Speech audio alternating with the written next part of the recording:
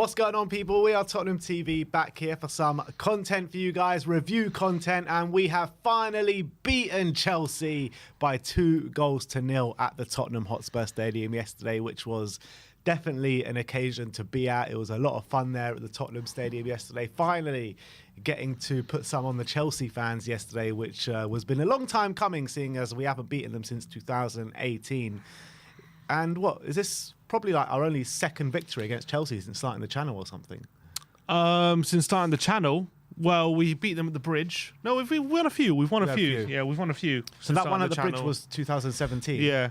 So there was that one and 2018, right? That was the only two times. We've won a couple of cup wins. Cup wins, yeah. A couple of cup wins, yeah. In the Premier League, it's been slim pickings, as they say. But it was finally great to get those 3 points yesterday. And I think that when you're looking at the 3 points and you're looking at the league table, it was actually a really important win to get yesterday with Newcastle not playing, to go with a little bit of a buffer now. I know there's games in hand and stuff like that, but you do prefer to have the points on the board at this stage. And I think that we'll get into it all a bit later after the match review, but I think that it was a really important win to put our imprint in the top 4 race, and we're now there, got a little bit of a buffer, 4 points now in the top 4 with a nice little run ahead of us. So I think the outlook of the season is looking nice now, isn't it? It was vital, and it seems as though we're getting our act together now after many months where it seemed like our defence could never be solved. Yeah. I think we're starting to get a few more clean sheets. That must be... I can't remember how many clean sheets it is now in the set of games, but I know it's 3 clean sheets at home in a row because we had City, West Ham. Isn't it 4 clean sheets in our last 5 Premier League games? Because we had City, West Ham, and now Chelsea, Fulham. Obviously, apart from Leicester. So it's 4 out of 5. Yeah, and everyone's talking about Spurs' defensive solidity. We've spoken about it all season pretty much. And I was talking about in the last few weeks, it looks like a bit of a carbon copy from last season where we beat Man City, lost to Burnley, went on a good run. We beat Man City this season, got battered by Leicester, and it seems as though we're going on a good run. So there are some similarities there, aren't there? I hope so. I would say last season, the difference was we were creating a lot more chances. I think that has to be said. We were scoring a lot more goals last season. In this period anyway. I think throughout the season we've gone through periods where we scored goals, but I thought last season, when we were beating Everton 5-0, Leeds 4-0, we were looking really sharp in front of goal and and opening teams up with that sharp passing. This season, it seems a bit more like a grind, a bit more like a battle. And I think it doesn't seem as easy for us to find those openings. And we have to find the moments of quality rather than those structured passages of play where we can open teams up. I still think even based on yesterday, we need to be improving on that. But what I'm really happy about is the improvement on our back line. The defence seems to be going in the right direction. We seem a lot more solid and creative, and we're letting a lot less chances than we were at the beginning of the season, and especially during that period, November, December, January, where we were all at sea at the back. That seems to be sharpening up, so that's really, really good news. So as long as we continue in that vein, we know that Spurs have the quality to pick their moments and find something going the other way because of the quality we have in the forward line. But I do think if we get, for example, if we're going to beat Milan, we're going to have to put in a better performances, in my opinion, if we're going to, because they're really up for it. But it was a bit of a strange game yesterday because I know it was obviously beating Chelsea at home in a derby is so massive for Spurs, and especially for the last few years, but it just didn't have the same feeling about it. Maybe it's because Chelsea are doing so badly, maybe because they're 10th place, maybe it's because their fans have kind of given up. Lewis congratulated us on 3 points about 4 days ago. He was resigned to defeat even well before kickoff, and it doesn't have the same feel to it when the opposition have already given up in a way, and it's like you've beat them, and it's like, obviously I it feels great to win the game, and we won and we played well, but it's just like the fact that Chelsea fans were resigned to defeat a week ago, and they're 10th in the table, and it wasn't it wasn't maybe a Chelsea team in good form or one of the better Chelsea teams we faced. It kind of took it off a bit. I don't know. I mean, I thought atmosphere was in the stadium was good yesterday, better than it has been in recent weeks, better than it was against West Ham anyway last week. And I mean, I don't really feel like that because he was that, like, Chelsea fans were resigned to defeat as well when we won at Stamford Bridge that day, and it didn't really take away from that occasion. But they were still battling up on the table then. Now they're 10th. It's true, but I don't really think it took away anything yesterday. I was so proud of the team yesterday for getting that victory. First victory against Chelsea in the new stadium. First goal scored against Chelsea in the new stadium in the Premier League. So it's finally so good to get that monkey off our backs in terms of Chelsea. It seemed like they had such a hoodoo over us for so many years now. It was so good just to get that win, no matter what state they're in. I don't really care. Getting a win over Chelsea is a massive result for me. I'm not saying it's not a big result. I'm not saying I'm not delighted. I'm just saying it didn't feel like as big a result as maybe it would have been last season or something, because of the state Chelsea are in. But I think it was a really solid performance again. I think again it was very similar to the performance last week against West Ham. Really similar, and I think it's very similar, to be honest, to a lot of performances we've been putting in. And of these performances we're seeing now and the wins we're getting, it just makes me think like what would have happened in those games early in the season when we shot ourselves in the foot, like games we were just gifting teams goals, and it's very similar. Like the first half, we would be a bit slow, but wouldn't be like massively open, but like just be a bit slow. Wouldn't be like totally in control of the game, not creating many chances, but not giving many away. And then second half, we kind of just go at them, use our physicality, and take the game to them, and come out on top in the second half usually. And there were so many games first half of the season, like Newcastle at home, Liverpool at home, a few others as well, where that would happen, but the only difference was we would shoot ourselves in the foot first half and gift them a goal, and it wouldn't be something that the opposition had to work hard for either. It would be something, it would be a gift from Tottenham, and that really put us on the back foot. And then second half, we would finish the game strongly. You think, okay, it was a bad game, but look at that second half, we were really good, but we kept doing that, dropping points, and now we're in a stage where we're not shooting ourselves in the first half, and we're coming on strong second half, and instead of getting back in the game, we're actually winning the game, and that's a big difference. And that is why I keep consistently saying this to a lot of people, that if we had a solid defence, if we didn't have the key players making these errors that you're talking about, the Hugo Llorises, the Eric Dyers, Ben Davis at times, if just let's say just those three in isolation have got... we replaced them in the summer, right? We got a good goalkeeper, we got a top central centre back and a top left centre back. If we had those three players, we'd be right up there this season, in my opinion. And I don't even think anyone can argue that, because when you're looking at the games that we've dropped points, it's always those three players, one of those three players, that makes a vital error. Yeah, and it's interesting when we because there's been obviously people this whole season been complaining about style of play and stuff, and complaining about Conte's come under a lot of pressure from a lot of fans. He's not doing enough, and our defence has to be better. And that's absolutely true, because when we went through that period where we conceded like 2 goals plus in like 9 games, it's not good enough. But when we kept saying as well, what can Conte do about these mistakes? When players make these mistakes, it completely undoes the game plan. I think we're seeing that now.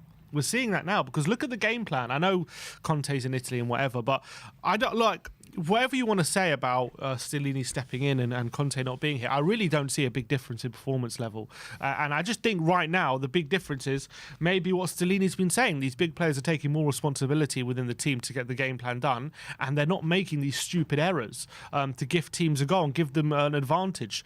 And I think we spent half the season just gifting teams an advantage, and now hopefully we can put that on the back burner, and now we can eradicate these mistakes out of our game, and we'll have a much better second half of the season. I just really hope, look, obviously I hope these players step up for the remaining part of the season and for the FA Cup and the Champions League, but I really hope that if they do step up, that's not an excuse to keep these players in and not upgrade on these Dyers, Llorises, and Ben Davises in the summer. You can't rely on them as your number one players, as much as We've seen it time and time again. As in, they can put good performances in, like City at home and yesterday, and you can get performances out of them. But to rely on them over a whole season as your main players in those positions, I think is asking for trouble. And as much you could maybe there'll be some fans who will turn around after yesterday and say, see, look, Dyer can do it. It's Conte's fault for not getting him to play like that. But I think whenever Dyer does play like that, it's the credit to the coaching team to getting out of him, because I really don't think that is his true level on a consistent basis, unfortunately. Yeah. As much as he can show good periods of form, I think over a long stretch of games, when you're for example, Thiago Silva, when you ask Thiago Silva to play pretty much a long stretch of games, like at his level, he can do that because he's a world-class player. But Dyer, he can't keep up those levels forever. He can do it over maybe a five game period or something. Then he'll happen. He'll start making mistakes again, and we've seen it time and time again with Eric Dyer. Yeah, you're always going to revert to the norm, aren't you? But you don't want to start bashing them after yesterday. But No. But look, let's get into the key talking points of the game. I thought first 10-15 minutes, Chelsea were the ones to start stronger. They were coming at us, and it was kind of expected as well, because what Lewis was saying before the game, like they always have a good 20-30 minute period at the start of games that then drop off.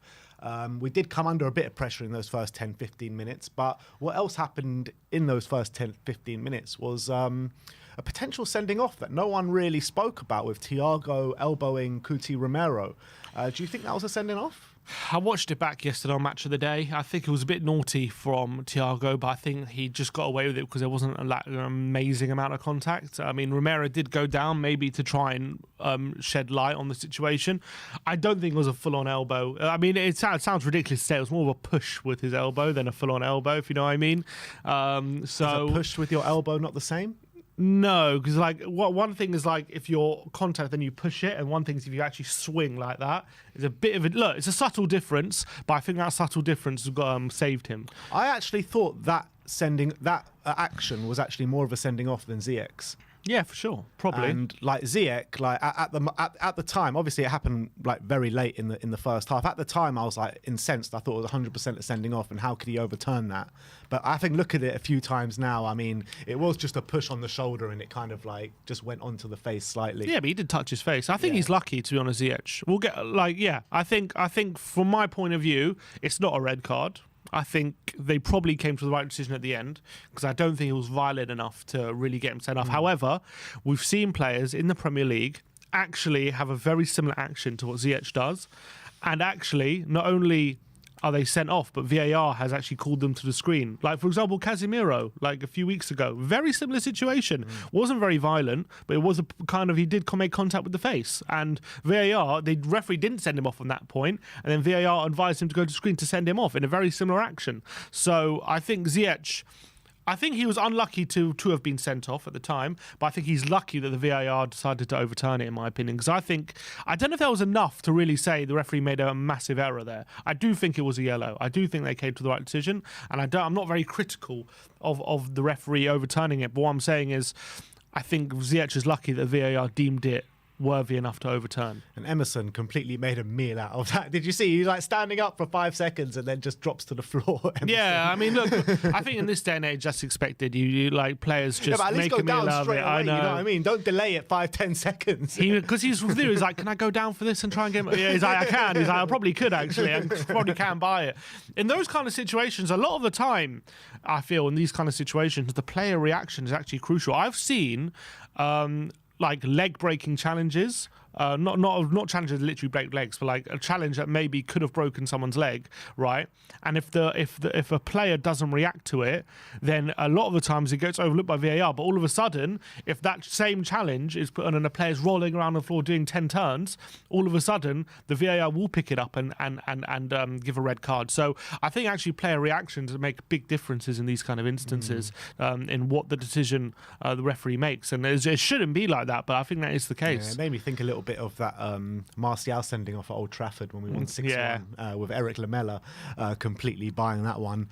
But look, I think Emerson completely barged into his back, and you expect a bit of a argy-bargy from Ziyech after that. But anyway, I don't think it was a sending off. I think the ref came to the right decision in the end. Then Thiago goes off injured after like 15-16 minutes, and I thought that that played into our hands a little bit. I know Fofana came on and did well, but if you're looking at a back two of Thiago and Koulibaly, Thiago's the one that you want to see go off, well, isn't it? sorry, before we touch on that, just there some people are just touching on that Ziyech situation, saying Ziyech should have received 2 yellows. And I actually think that's a good point because the referee took out the yellow. He made a foul, Ziyech, and the referee was going to book him for that foul.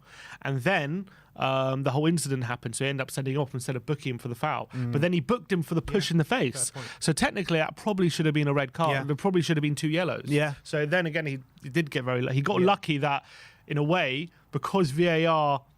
If he instantly gets booked for the challenge and then that argy-bargy happens, he might have been sent off. But because VAR, he got sent off and then they overturned it to a yellow, I think he gets very lucky. Absolutely. I think that's spot on, to be fair. I think the commenters are very right. In terms of Silva, for sure, it was a bonus for us that he went off because he has been so good for this season. I think he's the only. If you look at their team, he's the only real player you think there's a proper leader there.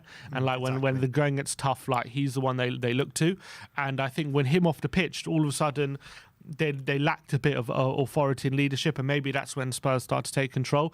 I didn't think we created too much in the first half. I'm trying to remember. I mean, obviously Højbjerg hit the post with a deflected effort. That was such a nice move for Højbjerg to hit the post. That one-touch movement from Richarlison and Ollie Skip, Harry Kane as well, being used as a decoy a little bit in that one-touch passing move, and then Højbjerg.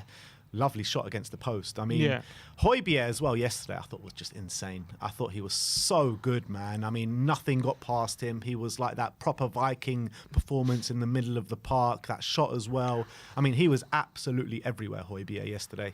Yeah, I thought he was brilliant again, and the last few home games, he's really getting back to those levels he was showing earlier in the season when he was literally man of the match pretty much every game.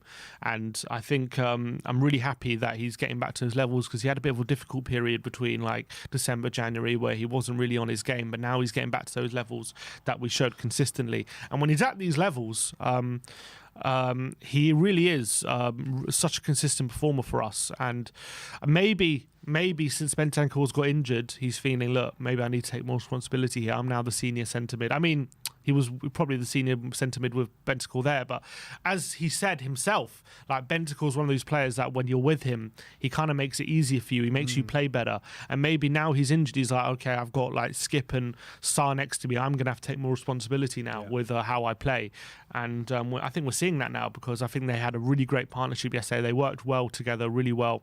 And what I really like as well, because these the centre mid Skip and Højbjerg, they're not like the most expansive passers. They're not going to do like 100 switches of play per game like maybe like a Neves would do or something. Like Harry Kane did yesterday. Or Harry Kane. Kane's passing was on show yesterday. What they do is they keep them very close to each other, so they're always an option together. So they always have each other to play their way out of trouble if they are being pressed and stuff.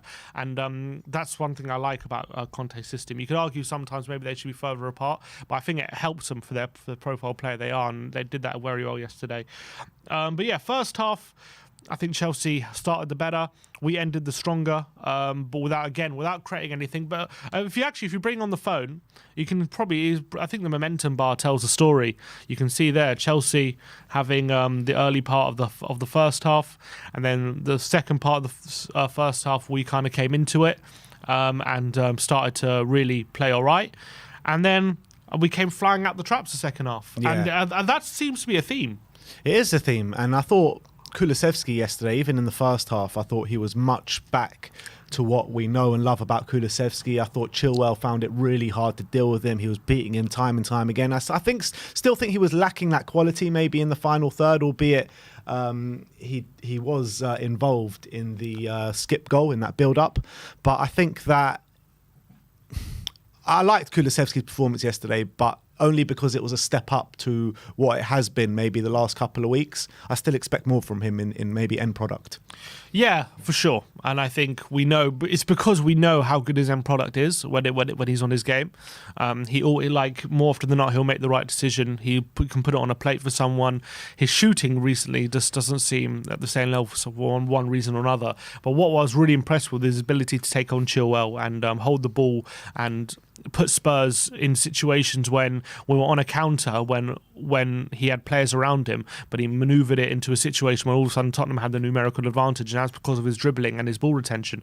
That was really impressive yesterday. He had a really key role in that first goal as well, and I thought his Chilwell did struggle to deal with him. I think when Kulusevski was able to get on the ball, Chilwell wasn't really able to get it off him, and that's a big difference to maybe some other games recently where he's been maybe too easy to get off the ball, nudged off the ball too easily, and that's key. And I'm very happy that, you know, Chilwell's not an easy left back to play against, so I'm very happy that he had a very good game. Hopefully that'll give him confidence next few games to start taking on his man more, and not just do that thing he's been doing for the past few games where he does like a one touch around the corner. He just tries to flick it around the side, doesn't he? And it's too telegraphed. Yeah, and it becomes way too predictable. And I'm glad yesterday he showed a few more strings to his bow, and he was able to cut inside. He did that brilliant. I think it was in the lead up to it might have been in the lead up to the Højbjerg post where he wriggles in between two players really well, opens up the space, and all of a sudden Spurs are on the attack. Because we know he's got that in his locker time and time again. He was producing that second half of last season. Yeah. So we want to see him get back to those levels, and I think yesterday's performance was some way to go back to that levels. There obviously a lot of things still to improve on. But look, as you say, the second half starts yesterday, and straight from the centre we scored from, didn't we? What was 30 seconds, wasn't it? Centre goes up the pitch. Rishi plays it to Kulu into Emerson. Emerson obviously has that shot saved. Enzo clears it, and Skip muscles in front of João Felix, and Skip does the rest. I mean, one touch forward and a belter into the roof of the net. I mean, I do think Kepa should be looking at himself there because he gets a strong hand to it. I thought he should have kept it out, but I don't think it takes anything away from the strike because it was a brilliant strike from Skippy. His first goal in Tottenham colours, you saw what it meant to him. You saw what it meant to the crowd. Absolute scenes around the stadium when he did score. I'm just so happy for him, man, because those performances he's put in since Bentancur has come out injured, that one in Milan, the one against West Ham, and the one yesterday, it deserves it, man. He deserves everything he's getting at the moment. Yeah, he's really getting back to those levels, isn't he? I'm so happy for him, and we all knew he has potential to be a long-term midfielder for Tottenham, and I think from what we've seen since he's come from Norwich, I think it's really impressed us. But just the last few months, he hasn't quite been on his game. He's kind of struggling to recover from that injury, but now I think he's over it. I think you can clearly see that. I think he's starting to even play better than he was when he first came in. At the moment, like he's playing really, really well, really strong.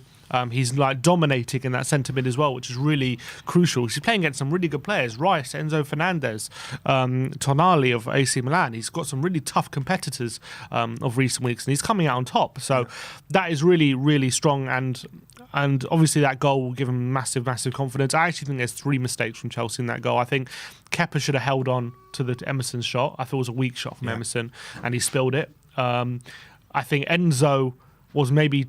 He kind of mopped up Kepa's spill, but if he's not there, Enzo, I think Kepa just gobbles it up and picks it up. Enzo decides to get involved and take the ball and clear it because maybe he's worried about someone following up. We didn't have to do that. Poor clearance.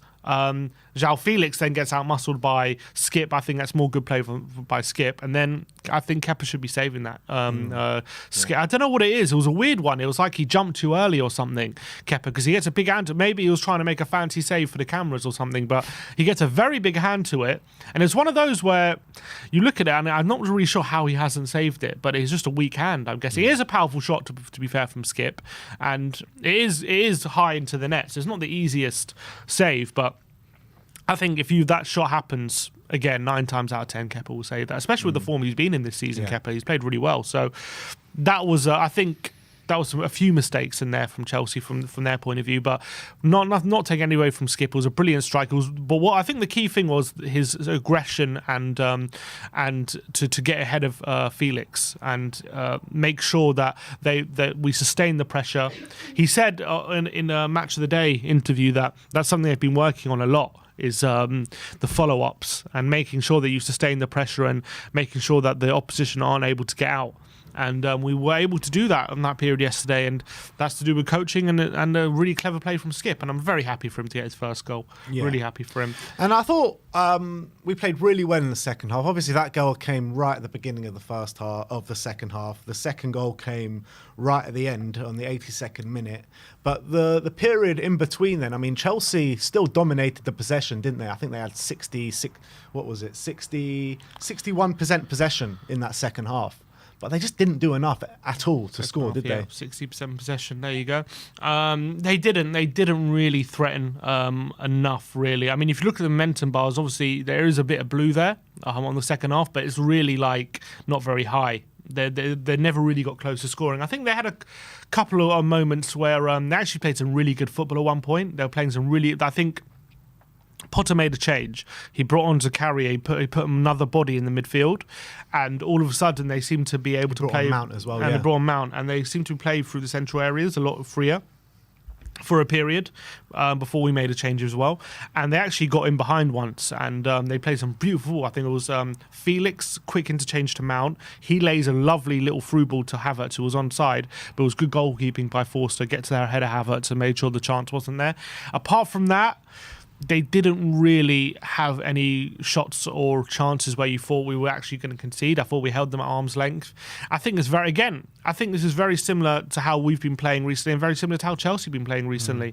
I think it's a bit similar to the West Ham game for us. We held them at arm's length. They didn't really look like scoring, and then we sealed the game with a killer blow when Son came on. And I think it was very similar this time. We held them at arm's length. They didn't really look like scoring. We looked like a threat on the counter. And then we killed him off with a late goal from Harry Kane from a corner. Very similar performance. I think it was pretty much a carbon copy of last week, but I'll take that all day long. Who the hell's idea was it in the Chelsea backline to let Harry Kane be free at the back post? If anyone's going to be free at the back post, what, you let Harry Kane be free at the back post from a corner?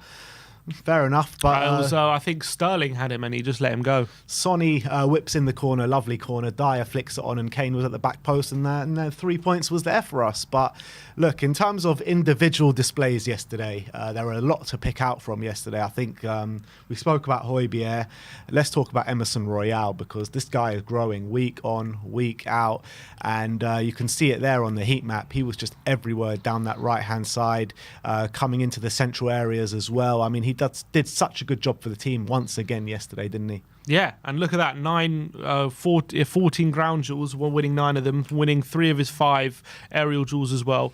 I'm so happy about, look at that, 6 tackles as well. He was, again, so energetic. What I was really impressed with as well was, I think he's one of the best pressers we have at the moment. When Chelsea were trying to play out the back, and then you see Emerson coming, he really picked his moments really well. I thought he pinched off Chilwell a few times on that side, and I think it was another really impressive display. Again, when it comes to going forward, he just keeps it simple, doesn't overcomplicate things. Just make sure that if he's in an offensive position, he'll lay off to someone in a better position.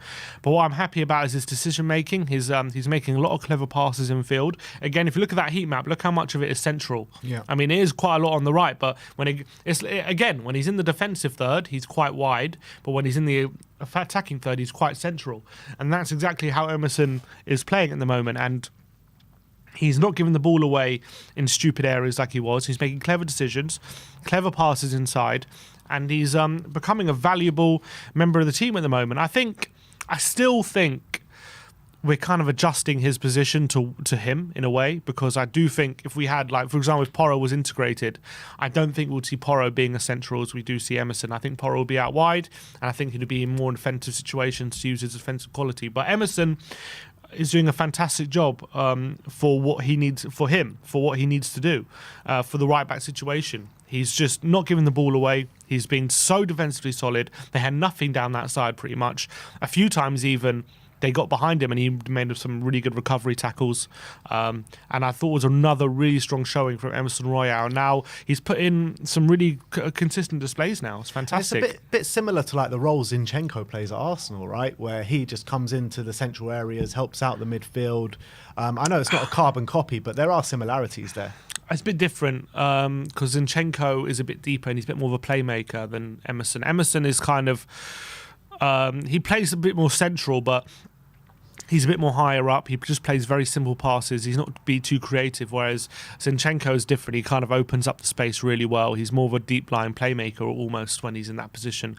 So I wouldn't say I would say it's very different, but I would say that Emerson is his build-up play. He's improved it tenfold since the start of the season. I guess the big difference is last season, and even at periods this season, like there were times where he was completely free and we didn't want to give the ball to him, and he would just look so uncomfortable in his build-up play, and you always felt like when he had the ball he was going to give it away. But now I think he's really worked on his ball retention, his decision making on the ball, and when to make the pass, who to pass to, and stuff like that. And now when you give him the ball, you're not worried about him giving away. In fact, more often than not, he's making the smart decision, finding someone in space to progress the play. He's not making like incisive passes or anything like that, but he's just making a simple, effective passing to help the team move up the pitch. Whereas before, maybe he was trying to overcomplicate things. And it just shows how much hard work, how far you can go with hard work, because it would have been so easy for Emerson to be like, look, I want out of here. The fans are treating me like shit. The players, when I'm free, don't want to pass to me. Everything's going wrong. But credit to the guy with the mentality that he does have, stuck at it, and he's becoming one of our most important players at the moment. He really is, and consistent performer. So big up to Emerson Royale, because you'll deserve everything that you're getting at the moment in terms of praise. Another player I want to talk about is Eric Dyer yesterday, because I thought Eric Dyer stepped it up for the team really massively yesterday. Obviously, he got the assist for the vital second goal, but I thought his general gameplay was brilliant, stepping out from defence into the midfield really aggressively, not letting the oncoming attacks have a moment rest. I thought his passing could have done a bit of work yesterday, but the way he was stepping out from the defence into midfield I thought was so vital for us. Yeah, I agree.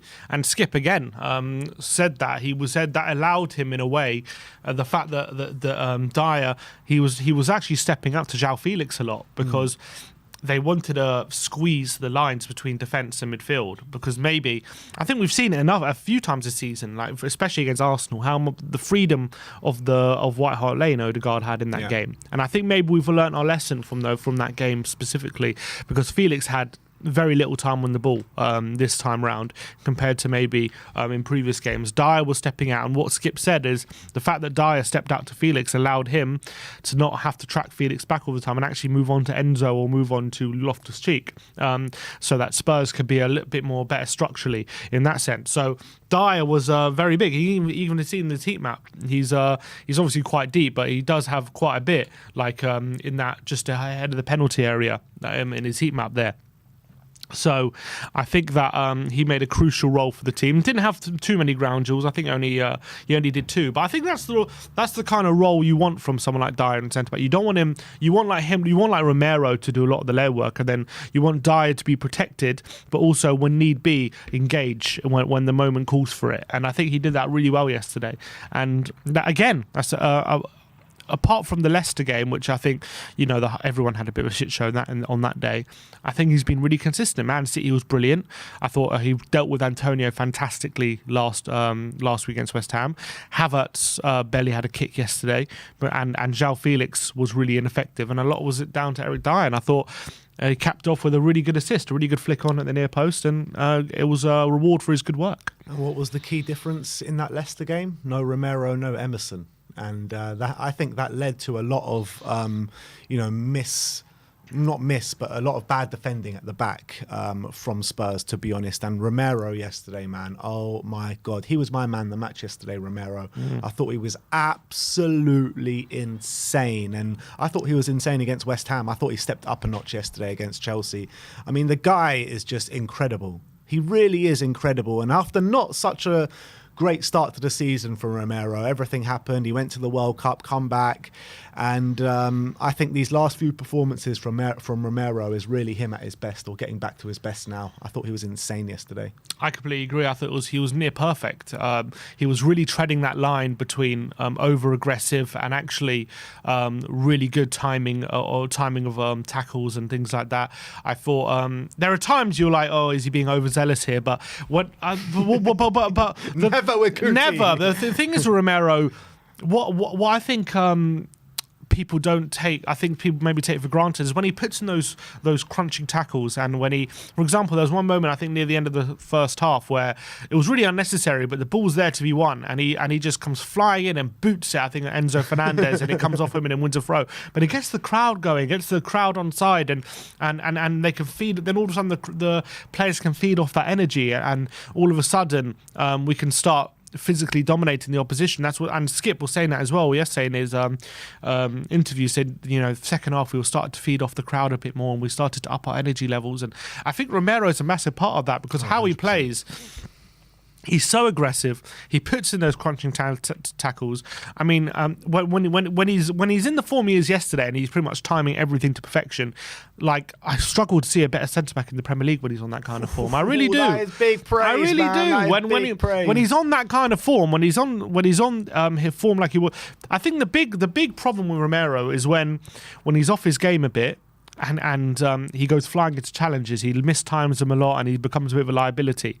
But I think when he's on the form like he is yesterday, I struggle to think of a centre back who can do that kind of role like that so imperiously. And he's like a dog on a leash, and you let him off that leash, and he's just everywhere. He's absolutely amazing, Cuti Romero, when he's in that form yesterday. And I don't remember anything Sterling did on that side, to be honest. I think he was really quiet. Havertz was quiet, wasn't there, in the first half where Forster made a good save. Yeah, that was about it. That's the only thing Sterling had. Like, I thought he stepped in really aggressively. Again, he goes flying into those challenges, but he times them to perfection. Chelsea just couldn't get away from him throughout the game, and I thought he was a really good mix of composed yet also manic as well. Like, and when he matches that balance, he's phenomenal. He really is phenomenal, and he's getting, and I think he's at that level now. Past few games, I think I know he got sent off against Man City. Maybe he went over the line in that game, but Man City, West Ham, and now this game, I think he's been absolutely fantastic. Yeah, absolutely fantastic. And these are the levels we've been calling for Romero to get to for a while now, because he hasn't had the best season. And this is what I mean as well. The ground duels, like when Dyer competed for 2 ground duels and won 1.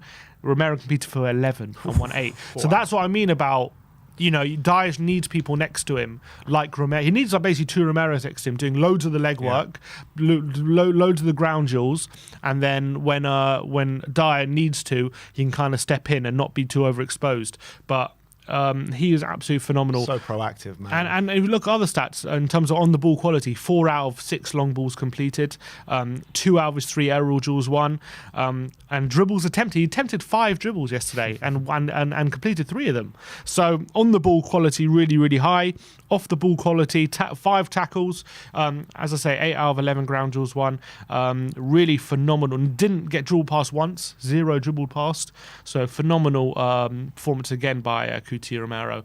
And if he's in this kind of form from now to the end of the season, I really do think he'll rejuvenate our defence. And I think him putting in these performances has gone a long way. Why we've been so stellar the last few games at the back. Yeah, no, completely agree. And I love that moment you were talking about before where he smashes against Enzo Fernandez. You're just like, you guys just won the World Cup together a few months ago. Doesn't give a shit, just bashes it against him. But that's what I love, because it brings you back, because right when he was saying if Argentina were going to play England in the World Cup, what did he say of Harry Kane? He was like, I'm going to kill him. Yeah, exactly. We're not friends. Exactly.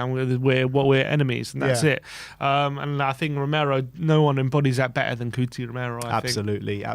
And moving up into the pitch, I mean, I thought Skip and Højbjerg, spoke about Højbjerg before, but both of them put in really good displays. But I want to talk about Harry Kane yesterday. I thought everything was going through him yesterday. I thought he was the hub of the team once again, being really physical up against the Chelsea defence and Chelsea midfielders. He sat quite deep, I thought, in the game yesterday, and the passing on show from Harry Kane yesterday, his switches of play were such a sight to behold, and I thought he was brilliant. Yeah, look at that, 7 out of 9 long passes completed. And I think those switches of play are so crucial when not only do we want to relieve the pressure, but also to get into those offensive areas. And as much as Emerson and Davis had good games yesterday at wing back, like, they get in Kane's switches of play that he has on him. they get into so many positions where they're in like loads of space, and I feel like, again, if they were better offensively, would make more of that out of those situations. So it's a bit of a shame that again we didn't, but. Harry Kane was absolutely fantastic when it came to that aspect. I thought Chelsea, especially once Silva went off, failed to deal with him. As the heat map shows, he was pretty deep yesterday. He wasn't really that far forward. He was mostly like almost like a playmaker. That's what he was. Having Kulusevski and Richarlison and the full wing backs run off him as well. And then he obviously scored. He didn't have too many shots. I think as you can see, he had 2 shots. One of them was the goal. I can't remember what the other shot was, but he had a shot off target as well. I think that might have been in the first half. Yeah. He hit it wide. Yeah. Yeah, he hit it wide. That was it. But I thought he was another really strong, like a team display. Like he was showing a lot. I remember last season that he went through a period where he wasn't getting too many shots, but he was just playing that role for the team, and he did that yesterday. But he also got himself on the score sheet. Was it 18 Premier League goals now? 18, yeah. Wow! At this stage of the season, that's a really strong it's showing. Just overshadowed because like Haaland's nearly on 30 already. Yeah, I know, it's ridiculous. Haaland's on what, 27? It's a joke. But 18 Premier League goals at this stage of the season is absolutely phenomenal for Harry Kane. So, and he's doing that while also doing this role for the team, which we're talking about. So impressive. Deserved his goal, and a really good showing again by Harry Kane. Richarlison yesterday got another start. Look, I think that he did such a vital role for the team yesterday, Richarlison, in non-stop running, pure aggression, getting in the faces of the Chelsea players. But and he was involved in one of the goals as well with that pass to Kulusevski, which played it into Emerson. I think it was far back from the goal. But look, I thought he did a really good job for the team yesterday, but still leaves you wanting more, Richarlison, in my opinion. Yeah, I think when you sign a player for 60 million, and he scored quite a few goals for Everton last season, and and especially if you look in for Brazil, he's doing these overhead kicks and in the World Cup, and he's playing some really great football. And then he puts on a Spurs shirt, and we can't seem to get out of him right now. And that's the reality. I think, look, no shots on target. I think he had 1 shot from outside the box, and then I think I don't remember the other shot, but didn't have too many serious attempts on goal. But what I really liked from him actually yesterday was his what he did for the team was actually quite good. I think he was involved in all our good play, to be honest. When Højbjerg hit the post, he was really vital for that build up. Yeah. When we scored the first goal, he played a really good ball into Kulusevski, who was able to turn and obviously led to the goal. And then for the corner, he won the corner as well, which led to Spurs sealing the game. So I got to say, I'm not going to say he had a marvelous game. Like, I don't think he was he was brilliant. Like, I think Kulusevski, with what he did on the ball, was showing a bit more quality than Richarlison. But what I want to say is, I don't think he had a bad game whatsoever. I think he contributed to the team massively. Look, at the end of the day, football's a team game, and I think he contributed to the team really well. And as you say, look at the ground duels, 15 ground duels. Wow. There must be more than anyone else on the pitch. Brilliant. Winning 9 of them as well. So that is what he brings to the table, that aggression, that intensity, that he's kind of like a rash you can't get off. Like, I'm sure Reece James, how quiet was Reece James yesterday? Like, really quiet. And I think a lot of that is that because Richarlison never lets him go, continually follows him back in as well. He was able to press high, and he was an annoyance for Chelsea the whole game, Richarlison. And I think as well, Stellini maybe, I think Stellini noticed that by the fact that he took off Kulusevski first and not Richarlison, although I did think Kulusevski was tiring a bit. Maybe that was it. But I thought he did a vital role. And I actually think defensively, off the ball and stuff, like when I compare him to how Son's been doing, I know Son is also a team player, so he runs back all the time and gets in the position. But if I want someone to actually make the challenge, it's Richarlison all day long. Like, he gets there, and he actually gets the ball as well, and that provides a really good defense. And I don't think it's any surprise. The past 2 games, since Richarlison started, we've been so solid. Not to say that I'm blaming everything on Son why we haven't been, but I just think we have that extra bit of solidity when he's there, Richarlison, and maybe that's what they're looking at the moment. So did he do enough to keep his place maybe for next week against Wolves, or even on midweek? That's up to the coaching staff. I think I'm not disheartened by this this display, in my opinion. I think he had a good game. I thought he was better than he was last week against West Ham, and I'm pretty happy with him. He just needs that Premier League goal. He needs that goal to get. You can see it's affecting him as well, because when he I think he got taken off really late in the game. I think he got taken off maybe like in the 90th minute or something. 89th minute for 89th, Porro, that's it. He looked really disappointed. It's almost as if like he wants to stay on because he needs that moment for himself. And you even saw, I remember when he earlier in the season when he scored against Fulham and then he got ruled out, you saw how much it meant to him to have that moment. He took his shirt off, he got booked, and it was a massive moment for him. Then he was offside, so it got taken away from him, and he hasn't scored since. So I think it is affecting him a bit.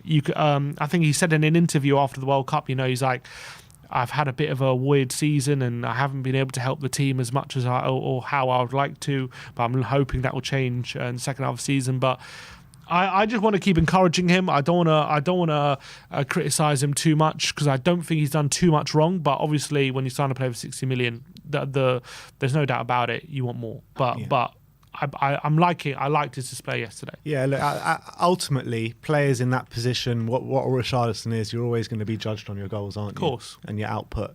And ultimately, he's not providing that enough. But just like Son has maybe put in similar performances this season to what Richarlison showed today, but he won't get the credit for it because we want goals from him. Yeah.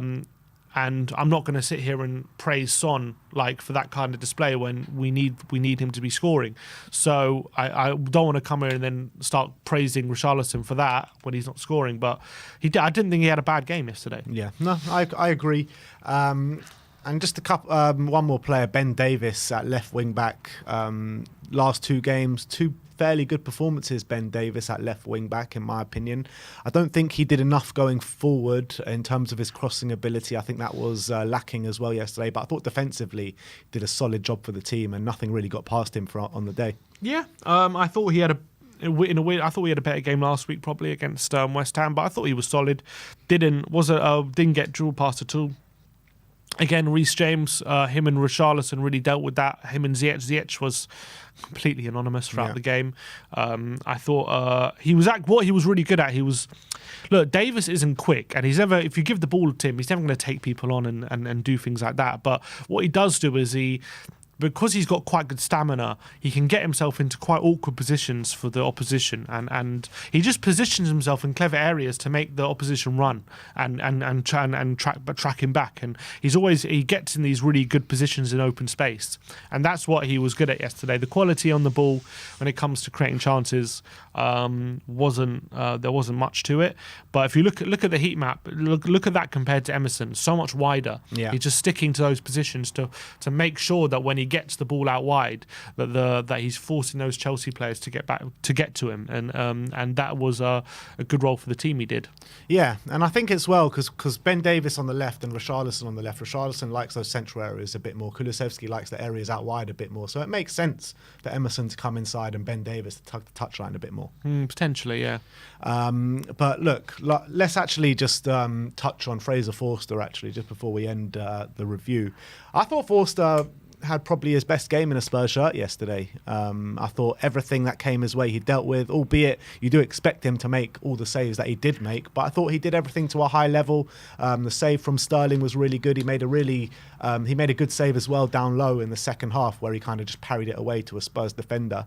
But I thought everything that came his way, I thought he dealt with really well. Yeah, I've got no complaints. Forster, I think the defence ahead of him was well organised, and that definitely helped him. Didn't like against Leicester, it just kind of was shooting practice at times, and he was disappointing in that game. But we didn't allow those kind of shots in this game, which was really crucial. I thought he was commanding, and then he had a big moment up against Havertz where he dived to his feet and got there first, and I think he did a good job. It wasn't one of his busiest days, but I think everything he did, he looked solid, and that's crucial. That is absolutely crucial in this kind of game, and hopefully that'll give him confidence to keep those performances up while Lloris is out. So it was good from Forster. No problem. No issues with him yesterday. All right, big up. That's the match review for the 2-0 win against Chelsea yesterday at the Tottenham Hotspur Stadium. Spurs now sit in 4th place in the league, 4 points behind Manchester United in 3rd, 4 points above Newcastle. You can bring up the table on the phone. If you bring it up, So that's 4 points behind Manchester United in third, 4 points above Newcastle in fifth, albeit Newcastle have 2 games in hand, Manchester United have 1 game in hand. But with all the doom and gloom that surrounded us this season, to be sitting in this place right now, to have a FA Cup last 16 against Sheffield United this week, and to play Milan next week in the last 16 of the Champions League with a 1-0 deficit. I mean, you can't complain with the way things are going at the moment, can you? Yeah, I think we're in a good position. I know we've got injuries, but there are players coming to form like Skip, which is crucial. Emerson starting to come into form now. There are players stepping up when now the going's gotten tough, and especially when it looked like everything was going to crumble. This season, it looked like we were, there were points where it looked like, oh, are we just going to go to mid-table mediocrity and stuff like that? And now there are players stepping up at crucial times at this point in the season, which is really, really important. So I think there's a lot to look forward to, and I think we are in a good position. I mean, top 4 at the moment is looking like a good bet with Newcastle starting to falter. I watched the Carabao Cup final. They played well, but they just don't seem like they had that same belief potentially as they maybe did a few weeks ago. I think this run they're on, I think, was it 5? I think over the last 6 games, I think it's 4 draws, a loss and a win, I think. So they're really starting to falter now when it comes to winning games consistently. I don't know if they're going to get back to the level like they were at the beginning of the season where they're just consistently winning games. We'll have to wait and see, but they don't seem to be playing that well at the moment. I think someone said in the comment section of our vlog, I think we're the only team who's won 4 of the last 5 games in the Premier League. Is that right? Because City haven't. City drew with Forest. We're the form team in the league at the moment. We're the form team in the league at the moment in the last 5 games, which is crazy to think about. We've got 12 points out of the last 5 games. Man United and Man City both have 10 points, with Brentford getting 9 points. And Arsenal also faltering because they didn't win 3 games in a row. Arsenal down in 10th. So we are the form team in the last 5 games, which is really, really good. And I still think we have levels to go. I mean, I know as much as I'm happy with the performances against West Ham and Chelsea, I think if we're going to... I'm mostly concerned about Champions League. If we're going to really progress in the Champions League, we need to start playing better going forward and really looking like that dynamic side we showed at the end of last season, where can score bucket loads of goals. I think at the moment we're still kind of being defensively solid and picking our moments, which is fine, but we need to get back to that side where we're opening teams up with our passing structures and stuff. But I'm really happy that we're starting to turn the corner, where defence is shoring up and big players are stepping up right now. So I think the crucial thing as well is that we got that buffer to Liverpool, 9 points with them. I know they got 2 games in hand, but there is no guarantee that they win those 2 games with the way they're playing at the moment. Is one of them this week? Leicester. Yeah. They play Leicester at home, so it could be 6 points with 1 game in hand on Wednesday. But no, they play Wolves. Oh, is it Wolves at home? Wolves this week. That was it, Wolves. So it could be, if they win that game. They play Man United after that. Mm-hmm. So no guarantee they win that. The way Liverpool are playing, I don't guarantee 3 points in any game for them at the moment. So that 9-point buffer, even with games in hand, is really super important. So I think we are in a strong position, and with all as you say, with all the negativity that surrounded the season, I think we have put ourselves in a position where we can have a very good end to the season. Yeah, absolutely. So after all the doom and gloom, things finally starting to look up for Tottenham Hotspur. But I think it's time for you guys to have your say. If you want to come on, the link is in the community section right now. If you are a gold member, if you want to come and have your say and you're not a gold member, then do join as a gold member. The link is in the description, or press join just below the stream. But let's get on to our first guest of the day. We ain't bringing KPV on today. Seriously, we ain't bringing him on. Shall we bring him on? Nah. All right, fine. We'll bring him on. There he is. You're on mute, KPV, or is it us? Oh, sorry. There you are. It was me, mate. I'm good. It was you, Kyle. Sorry, I just wanted to move so you didn't hear anything in the background. One second, KPV. Aravind is asking where the link is. It's in the community section, Aravind. This ain't your first rodeo. Come on, mate. Come on, mate. You know where it is. Hit the community. But what did I say, lads, on Friday? The losing streak against Chelsea was going to end Sunday. and that happened. And what did I say, boys? We was gonna beat these lot, the new stadium, and finally You we said done it. it. You said it, And KPV. Who was your man of the match yesterday? you know the answer to that. Ollie, Ollie, Skip. Love that. Skippy Damn blood. right. How proud are you of And Skippy for yesterday? man, brilliant. Pocketed the whole Chelsea squad. That's where you can find them in Ollie Skip's back pocket. Last season, he didn't play every game because he got injured, and I think he didn't play much. But yeah, I have to say this was his best performance in a Spurs shirt. Like, some people were calling him to leave, but where's the doubters and the haters now? Put some respect on the academy graduate's name, Tottenham through and through. And this is his first goal, and to do it against the biggest rivals at the new stadium, and finally, but KPV, I what got a goal? question for you. Seeing as you've got a great memory and you're great with stats, let me ask you this. Go When ahead. was the last time Spurs won and Spurs Academy graduates were the only scorer? It can't have been 1-0 Harry Kane. More than a goal and more than one Academy graduate scored, like we saw yesterday. War against Chelsea. No, any team. Oh, um, who was Do you know the it? answer to that? Because I don't know. Oh, right. I thought you knew. No, I don't. No, I genuinely want to know. Is it Arsenal?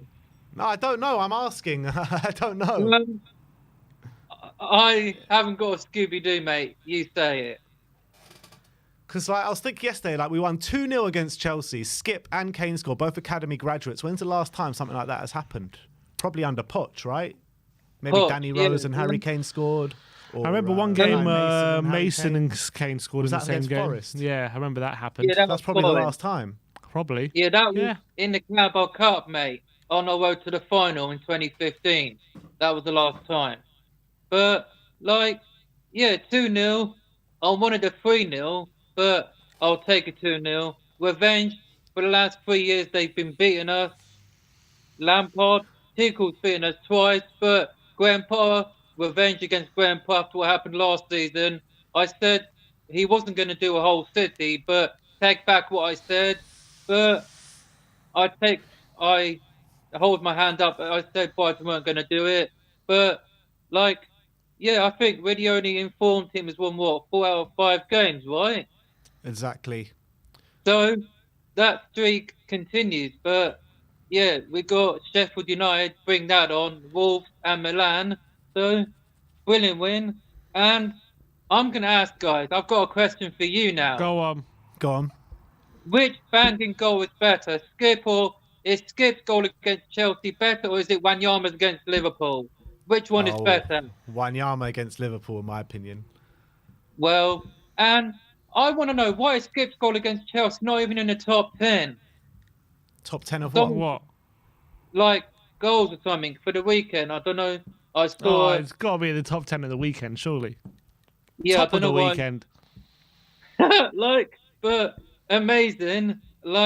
Hopefully we can do that again next season. I know we're still in the middle of this.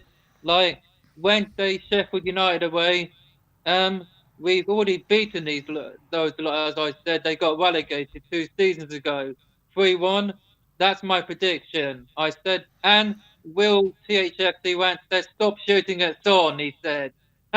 Well, she's going to come on this channel and shoot you. All right. Well, that's We'll ominous.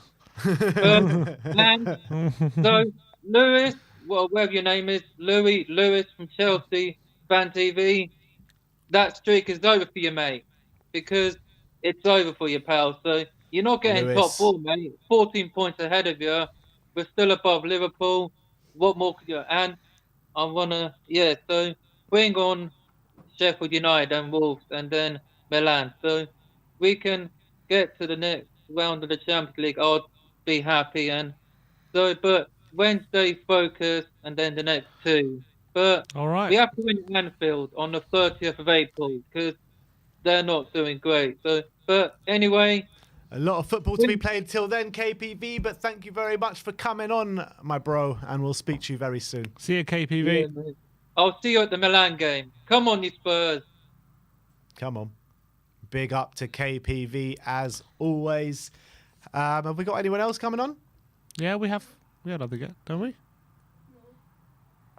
I saw people. Who else? Ashmatic was there, wasn't he?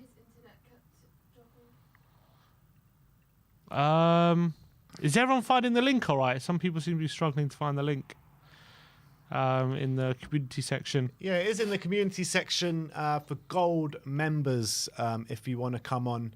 I thought Aravind was struggling to find the link, but let's bring. Can you bring on the phone for 1 sec? Let's. I want to show something. 1 sec. There you go. Look at that. This is how much that first goal must mean to Ollie Skip. He Bit has of a been difference for a picture of Harry Kane at that age. very different, very different. But he has been Tottenham for so long. Look at that. That was like 2006 must have been. Him in a Spurs shirt, Ollie Skip. He is Tottenham through and through. So this shows how much this probably meant to him, that goal yesterday, because he's been a Spurs fan ever since he was young. And here he is scoring his first goal for Tottenham. So absolutely amazing. And you could see it in his face, couldn't you, when he scored that goal? The reaction, the team's reaction as well around him. It was just a sight to behold. And I was so happy. If they do it in a London derby like that against Chelsea, just absolutely brilliant. But I think Aravind found the link in the end. He found it. I'm not sure. Where was it? Was it behind the couch or something? But let's bring him on. Yes, Aravind, how are you, my friend? After so long, to see our team performing in a consistent base is just amazing to watch.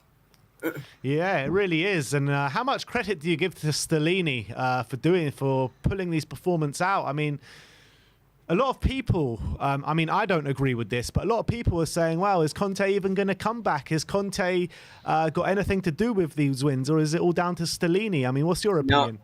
No, I think so. Conte is, as much as Stellini is coaching them, I think Conte is with him in the phone discussing which players are doing well, which is and he's starting the starting 11 for sure, guarantee.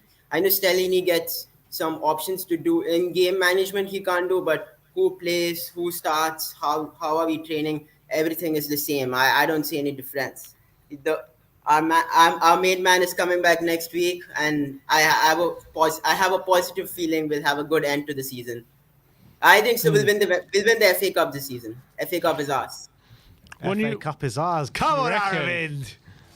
We'll take that. I'll take that all day long. Aravind, when you look at our recent performances, do you see like a big difference between this and maybe how we were performing earlier in the season, or do you think maybe we're just making less mistakes?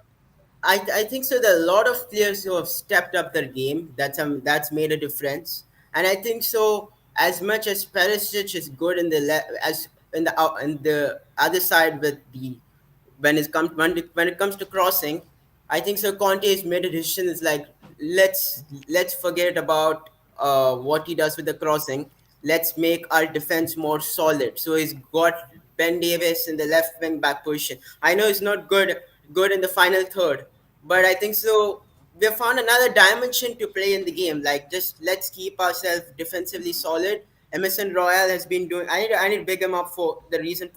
As much I know, he's not the answer for the full term, but what he's doing right now has been amazing. So he's defensively been solid, and Ben Davies has been defensively solid. Then you have Romero, who's playing out of his game, and then you have Longren and Dyer playing to a decent level. So the defensive solidity has giving us a really good chance, and we're not conceding any goal. It shows that how well structurally we are really good in defense. I think so that has changed in the game, and some players like Royal, Skip, which we didn't expect them to step up, have stepped up really well.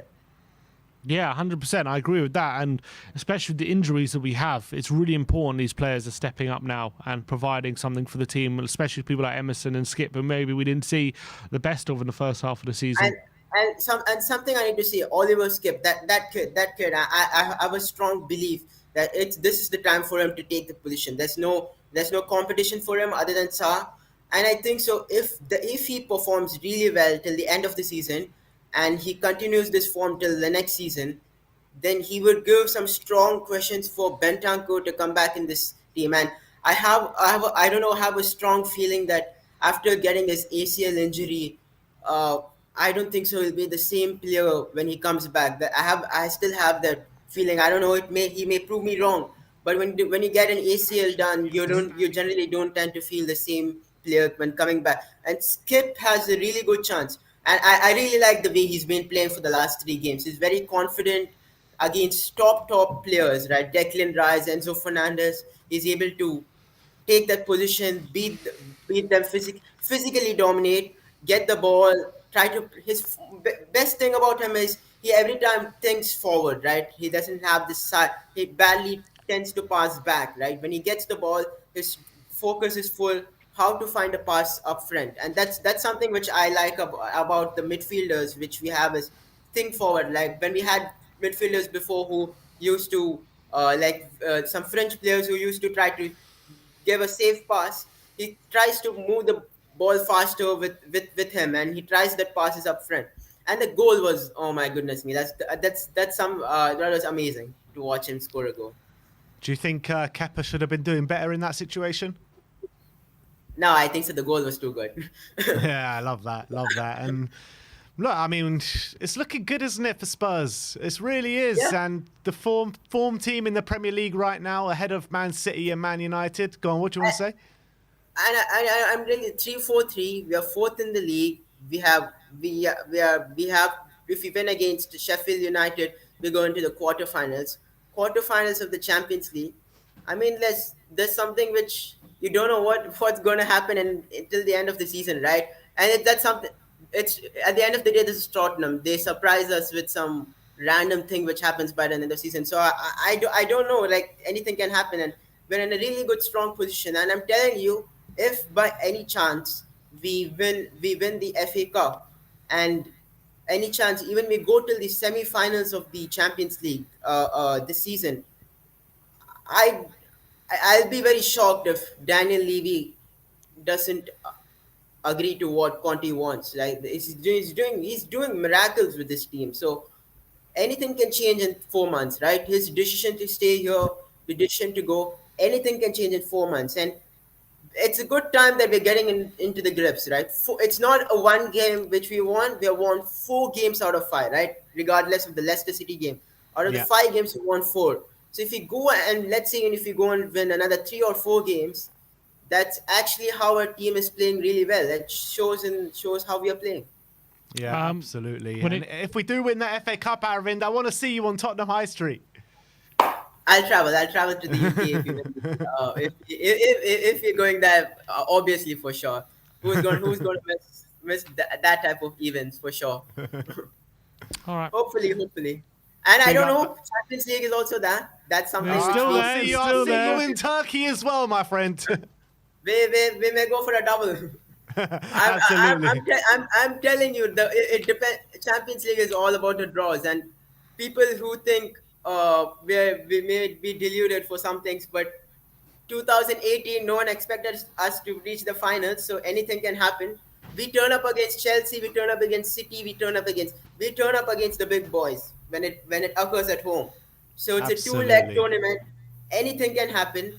If our top players perform on that day, right?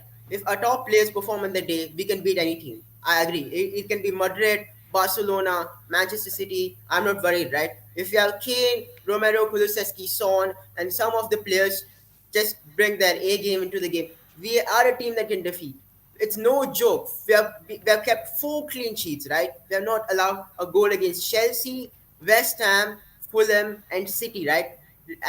They're all around in that.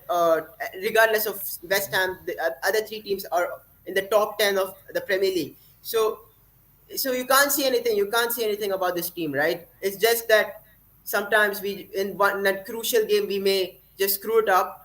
If Conte can get the grips of this player, there's something till the end of the season, right? If we win a cup, It's the whole atmosphere is going to change in this cup for sure. Big up, Aravind. Thanks for coming on today, my friend. Glad you found the link finally, but we'll see you soon. Come on, you Spurs. Come on. Big up to Aravind as always. And let's go on to our next guest. A very familiar face, as you would have seen on the watch along yesterday. Big up, Marlon, Southview. Come on, you Spurs. What's going on, Marlon? How you doing, mate? I'm good, thank you. How are you both? How are you feeling? I'm great Doing after good, being man. in that stadium yesterday. Thanks for the great stuff on the watch along yesterday and bringing us that 3 points. Come on. How did you enjoy that yesterday? Do you know what? The worst thing is I have to address something first. I missed the first goal, right? Because my daughter had texted me just before she was on her way home, so I got a bit concerned. Why is she texting me for? Right? So I actually missed Skip's goal. You see my reaction on it, and I'm like, oh my God, what just happened? And Brian obviously jumped up, and I'm looking at Sammy's face, and he's gone, oh! Yeah. How So I was it? completely missed it. How was it doing a watch along with an opposition fan sitting next to you? To be fair, it was really good. Only because we won. Admittedly, Yeah. it was the frustration on Sammy's face, right, when it got to about the 60th, 70th minute that it really kicked in because he was trying to be nice about it, but actually when you could see slowly Chelsea were frustrating him, and it was a case of, yeah, we played well. We played well in the second half. Don't get me wrong. First half was a bit. They had mostly of the ball, and we kind of didn't do. It was quite boring first half, if we're all completely honest. But as soon as that second half started and we stepped up and Skip scored that goal, we literally took them to pieces. And that's the kind of thing we were a bit worried about going into against Chelsea, because Chelsea likes to turn up against us.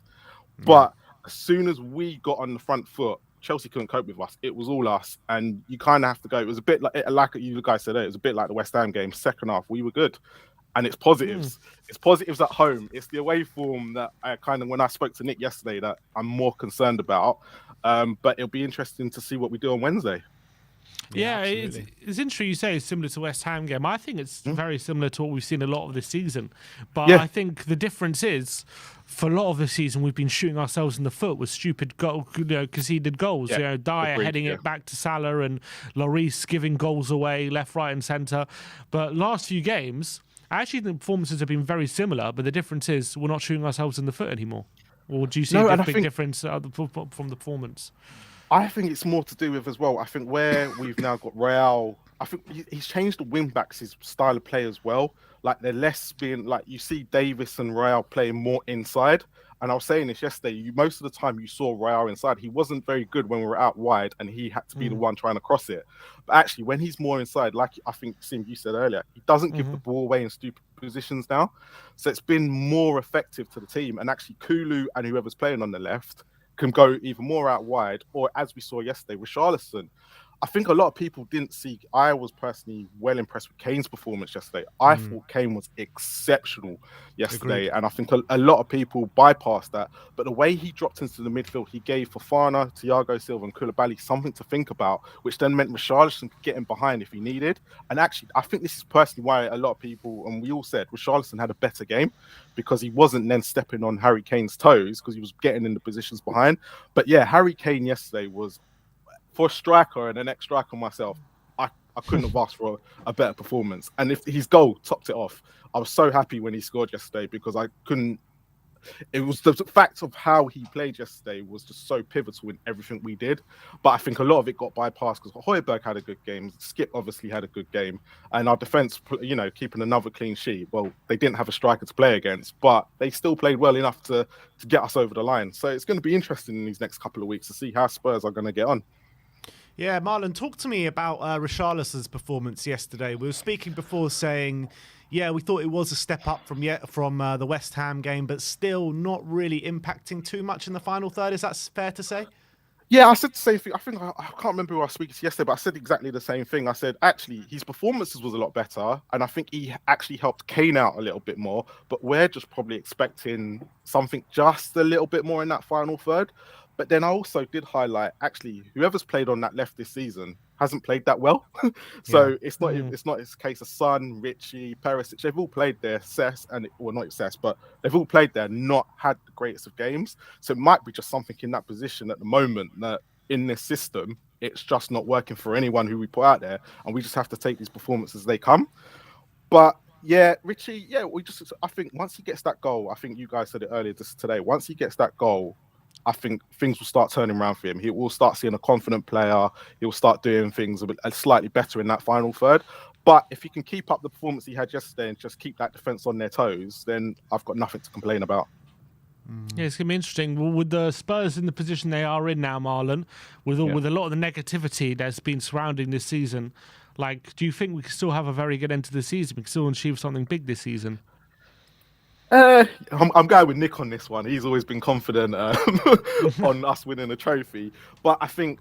Hop on the train, Marlon. Hop on the train. Come on. I can't hop on the train yet. I can't hop on the train yet. But it was a question that came up yesterday regarding Wednesday, because quite a few people saying rest Harry Kane. But I'm like, at the same time, this is our best chance to win a trophy. What do you do on Wednesday? Do you play him or do you not play him? Now, if he doesn't play and we don't play well, everyone's going to say we should be playing Harry Kane. So for me, if I'm being honest, I'd rather play Harry Kane Wednesday than against Wolves. I'd rather rest him against Wolves. Because at the end of the day, top four is top four. I know we want to try and get it, but I'd rather the FA Cup. But it's all dependent on, I'm not the man who makes these decisions. Conte's got to make that decision, and Stellini. So hopefully it comes right. But, I think Sheffield United, because they're doing well in the Championship, they are second, and they're probably better than some Premier League teams that we face this season. So we can't take them very lightly. Yeah, it's going to be interesting to see what we do on Wednesday, because I think there will be some changes. I think people like Porro and Danjuma might get a chance on Wednesday, but you don't want to put out a completely changed side, because you want a few senior players there because of the fact that it's a massive chance. So I think maybe one of Kane or Son will probably play. I want probably Dyer, Romero, maybe Højbjerg play, but I think there does need to be some sort of changes, because I think there's a lot of important games this season, and we need to keep some sort of freshness, don't we? Yeah, definitely. No, definitely. And now, obviously, we've still got Milan to come in next week as well. So, obviously, we've got to see some sort of changes. But you know what? After that Arsenal game, I was I'm still down about it. But the boys have shown, actually, once they can get playing, they can do a job. Like, these last two games, they weren't very good sides in West Ham and Chelsea. But in the past, Spurs have tripped up. But at the present moment, I'm getting on that gravy train. I'm slowly getting there. I think if we can beat Milan next week, I'll be fully on board. All right. Marlon. Big up, Marlon. Great job on the watch along yesterday, and we'll speak to you soon. All right. See you later, lads. Have a good one. And you, mate. All right. Something inside so strong. Aboard the train. Choo choo. Here's Barry. Yes, Barry. Well, what can I say? Everyone is getting on board the train. The things I've been speaking about for weeks. So, in some cases, months. In some cases, a year. But first of all, congratulations, Emerson Royale, for not only having another great performance, but getting engaged yesterday or a couple of days ago.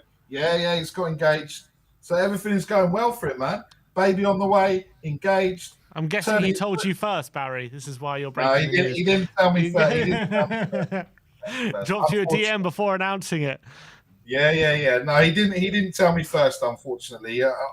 Elias, who's in the chat, said I'm going to be upset that that he's finally announced his love for someone else. But look, it's all good, man. Look, 4 out of 5 wins.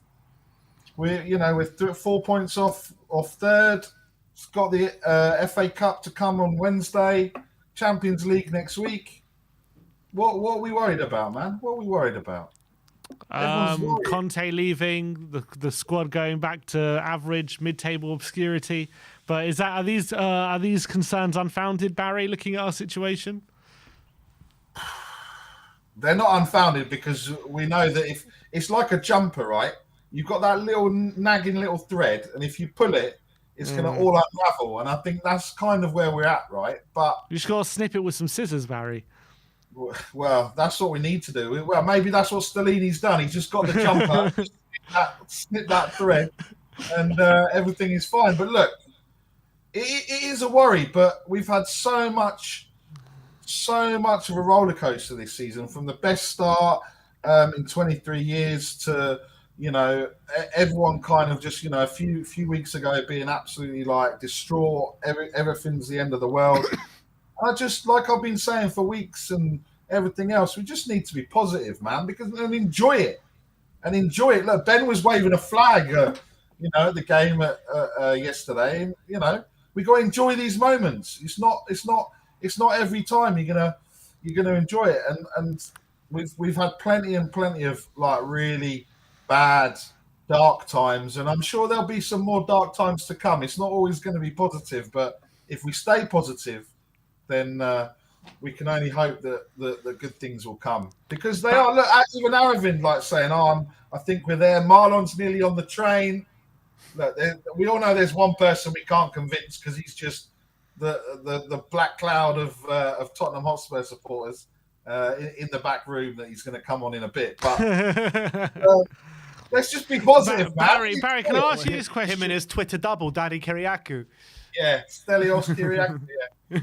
Barry, the performances of the last few games, City, West Ham, Leicester yesterday, like, we obviously good wins. Obviously Leicester wasn't a good win, but we've had 4 wins out of 5 now, like solid professional performances.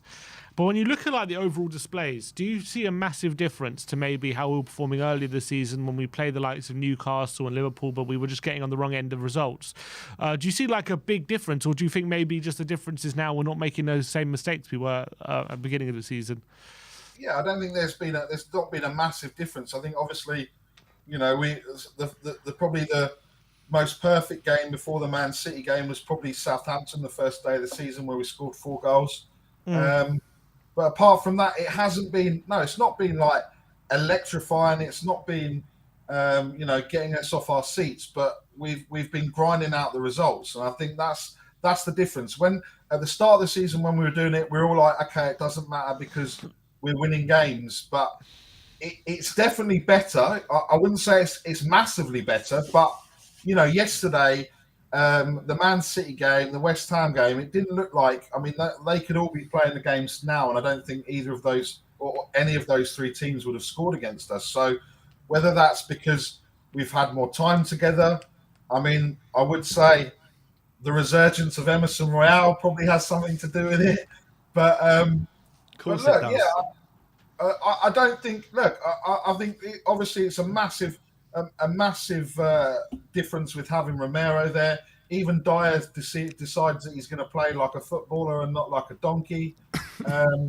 Ben Davis, I said yesterday on the post-match fan show that he's like an 18-year-old going on his first lads' holiday to Magaluf. He's up and down that wing like there's no tomorrow. So look, there's like the confidence is back, the belief's back, and just when you need it, just when you need that second goal to kill off the game, who's there? Harry Kane to step up and just put it in the net. So look, I think the confidence is flowing, and people will sit there and go, "Oh, well, Conte's not there, so it must be Stellini. It must be because of this." And look, I think we just need to realise that these people are human beings. They have a lot of pressure put upon them. We don't get the results that we need to necessarily get, and it affects them. But look, I think we just we keep this positivity up. We know what's happening. We're going to Istanbul. We're getting that FA Cup final win. We're getting top 4, and then I'm getting a silly haircut. So that's all that matters really. And if that means that I get a silly haircut, it's happy days. Everyone's laughing. Everyone's happy. So With each win, that haircut gets ever closer, Barry. Oh, mate. Well, we're gonna have to decide which one we're going for. I mean, I said full on shepherd's pie, but Emerson's pulling out some crazy haircuts on the last few weeks. So look, look, I don't mind. I'm happy. At least I'm not making stupid bets like wearing an Arsenal shirt or getting a tattoo or something like that, right? So at least I can. If it's bad, I'll just shave all my hair off and it'll grow back in a couple of weeks. So. I can't wait to see that Emerson Royale haircut on you, man. Well, that's the one. That's what's going to be the one. So anyway, boys, I'll let you get on with the show. Stel, if you want to come on and cuss me, that's fine, mate. But you know, just try and be positive, man. Just try and be positive. That's all I'm saying. But yeah, All big right, up, Barry. guys. Big up, Barry. We'll speak to you soon. Come on, boys. Who is up next? Elias, step up Spurs. How you doing? Well, bring him on first. How you doing, Elias? I'm doing good. I'm doing good. What? Why do you let people like Barry come on who actually call Eric Dyer a donkey? Wow. Seriously, man. He had an assist for Kane yesterday, okay? He said he's not playing like a donkey anymore. Yeah, but he was never playing like a donkey. That's a bit harsh. You don't What was he remind the playing past like? times on days like this. What was he playing Uh, like? Let's not go there. That's long ago. But anyways, I mean, Chelsea Distant got memory. battered yesterday. Yeah. Yep, yeah, man. Chelsea really got battered yesterday. I mean, it's such a joy to see Chelsea losing, and I mean, all my Chelsea friends are not picking up their phones. They are invisible on Instagram and Twitter. It's so much fun teasing them, bro. Like, yeah, these are the days really. We can tease Chelsea fans now. Finally, after 4 losses last year, finally we have beaten them. Yeah, and it's been a long time coming. In terms of overall performance yesterday, were you happy with what you saw? Do you think maybe Chelsea's lacking a bit of quality was a contributing factor, or do you think we were just too good? I won't say that we were too good. I think we had a decent game because we capitalized a lot more on the kind of weaknesses that Chelsea had. We had a good game plan that we went in with, except that I still don't understand why Richarlison was there, because I don't think he made any form of an impact. Like even just 6 minutes itself, Son had a better game than Richarlison. Like he had one goal creating chance there, and that was the only thing that caused me. But yeah, I mean, I'll take it because I think the fans need to see how bad Richarlison is. Start him every week, and then the fans will see in a few more weeks that Richarlison is not the kind of player who you start week in, week out in Elias. the starting Talking 11. about Richarlison yesterday, he ran himself into the ground, and he was involved in all the good forward play that ended up ended up winning us the game. He was involved in the move that Which forward play, bro? Which forward play? he was you're involved talking in the about? move that when Højbjerg hit the post. He was involved in the move when we got the first goal, and he won the corner for the second goal. Was it the second goal corner was won by him? No, Yeah. I don't think that's it. Okay, even then, Yeah, but he he won had the a poor corner, yeah. game. But he had no assist, no goal, nothing. That's what a winger is supposed to do. Like he But had he was no involved. He big- was involved. He was just doing a bit of shithousery, and I think a lot of people think that he was defensively very good and he was offensively very good. Like the shithousery is shithousery. You can't just say that it's defensive work or attacking work. He got Like, through I 9 think of his 15 ground duels. I think that's pretty solid. it's okay. I mean, nothing to really cry about and shout about. Nah, Really, come on, he was Like, all right even yesterday. Eric He was Dyer all had right. yeah, but Son was better definitely. Even when he came on.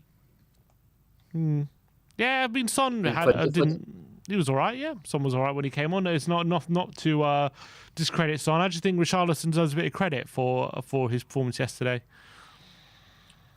Okay, we'll give him 0.1 credit. Point one. But anyways, 0.1, 0.2. Okay, being a bit generous.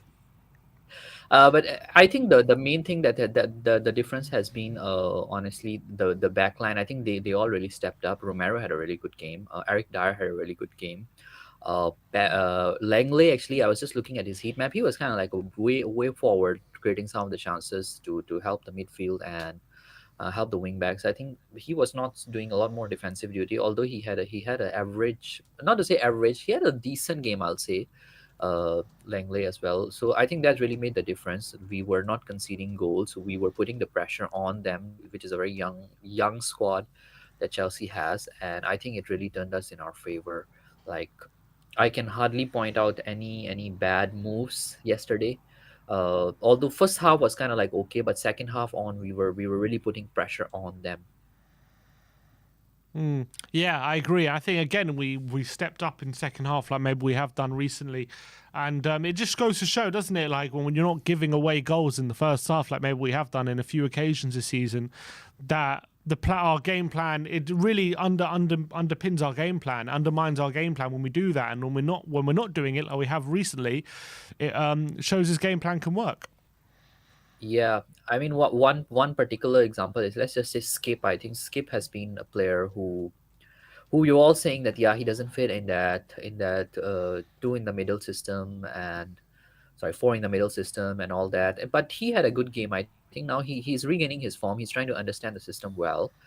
uh, like how he used to play in the latter days of early days of Nuno, when he was actually having a good time. I think since his injury, he hasn't had that sort of a game. I think this is best that I've seen Skip in like last 1.5 years. Mm. I think he had a good game overall in the midfield as well. Not as good, definitely, as like what Bentancur can offer you, but overall, I think he's kind of getting there. And I think if he can give this kind of performance week in week out, we have some good chances to do well. Like, let's say in FA Cup, or even like in Champions League, we might reach the semis if we get a good draw.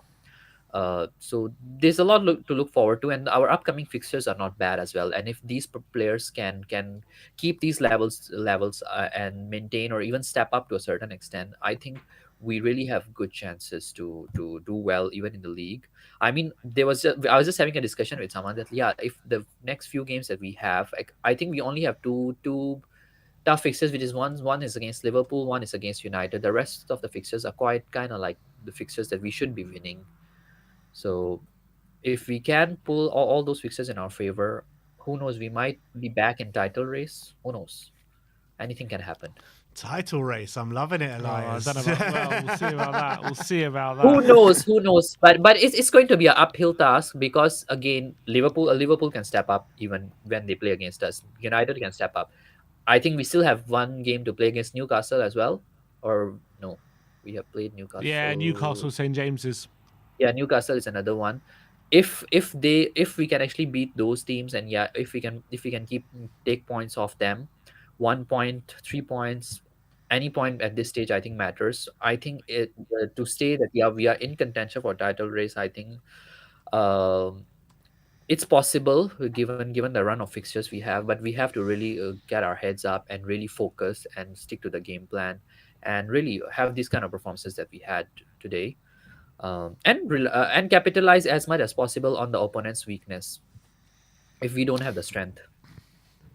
All right, Big up, Elias. Elias. Good to Thanks see for you, coming man. on today, mate. Cheers for Good calling to see you in. guys. Come on, Yep. you Spurs. We'll see you very Come on, you soon. Spurs. Come on. Big up. Let's keep going, guys. Well, is there anyone else coming on?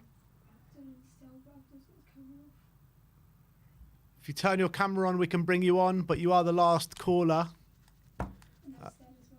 Who? Oh, so bring him on. Let's bring on Stellios. Tottenham away. Stellios, how are you? I'm laughing my head off. I'm finding it brilliant. Absolutely You're getting fantastic. called How are out you? by Barry still. You're getting called out. Notice how Barry has to mention my name rent free in his head. I don't need to talk about Barry. Barry can talk about me as much as he wants. Tell me what were you feeling on yesterday, though? Were you happy with the performance? What were your overall opinions? Yeah, look, for me, Ben and Sim, I'm literally laughing my head off at the moment, but I'm not getting carried away with it, because I don't think we're good enough yet to achieve what we want. But I was one of many fans who sat here saying Conte in, the 3-4-3 system, the wing backs, the two in the middle.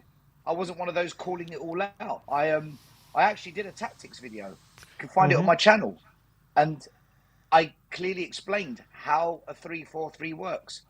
And I got ridiculed by quite a few Spurs fans. Oh, all you do talk about shape, and all you talk about is in possession, out of possession.